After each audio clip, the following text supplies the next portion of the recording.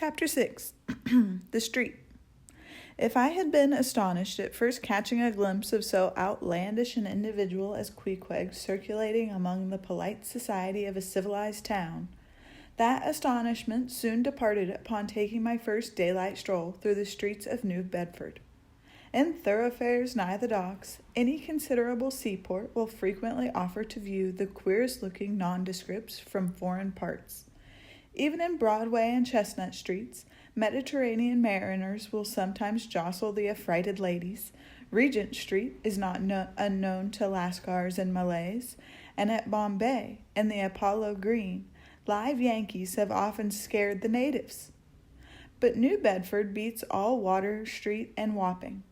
In these last-mentioned haunts you see only sailors, but in New Bedford, actual cannibals stand chatting at street corners, savages outright, many of whom yet carry on their bones unholy flesh.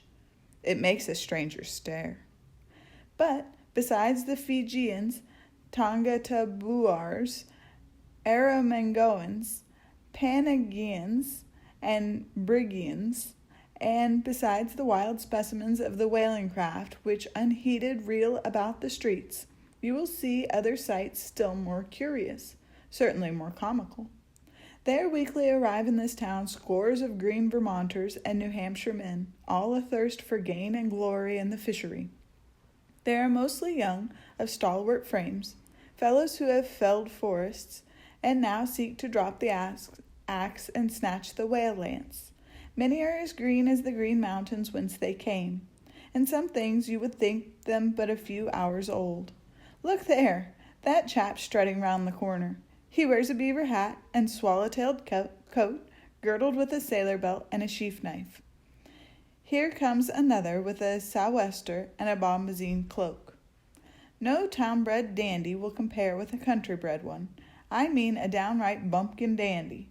A fellow that, in the dog days, will mow his 2 acres in buckskin gloves for fear of tanning his hands. Now, when a country dandy like this takes it into his head to make a distinguished reputation and joins the great whale fishery, you should see the comical things he does upon reaching the seaport. In bespeaking his sea outfit, he orders bell-buttons to his waistcoats, strapped to his canvas trousers. Ah, poor hayseed, how bitterly will burst those straps in the first howling gale, when thou art driven, straps, buttons, and all, down the throat of the tempest. But think not that this famous town has only harpooneers, cannibals, and bumpkins to show her visitors.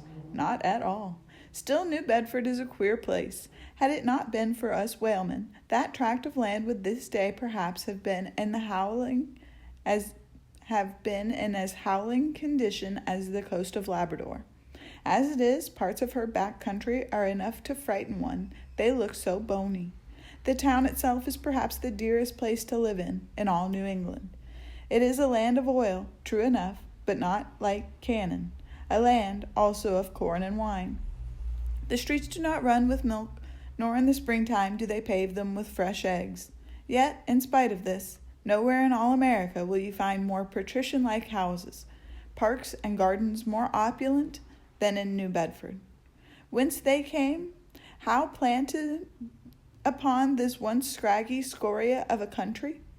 Go and gaze upon the iron emblematical harpoons round yonder lofty mansion, and your question will be answered.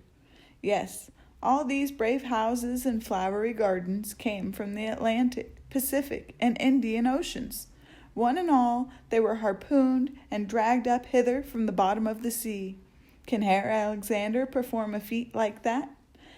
In New Bedford, fathers, they say, give whales for dowers to their daughters, and portion off their nieces with a few porpoises apiece.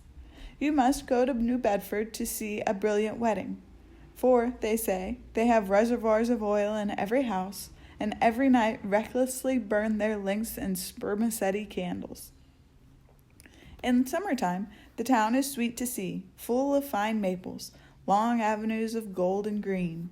And in August, high in air, the beautiful and bountiful horse-chestnuts, candelabra-wise, proffer the passer-by with their tapering upright cones of congregated blossoms.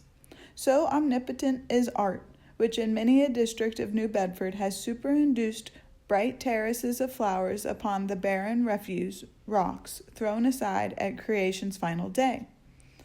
And the women of New Bedford, they bloom like their own red roses.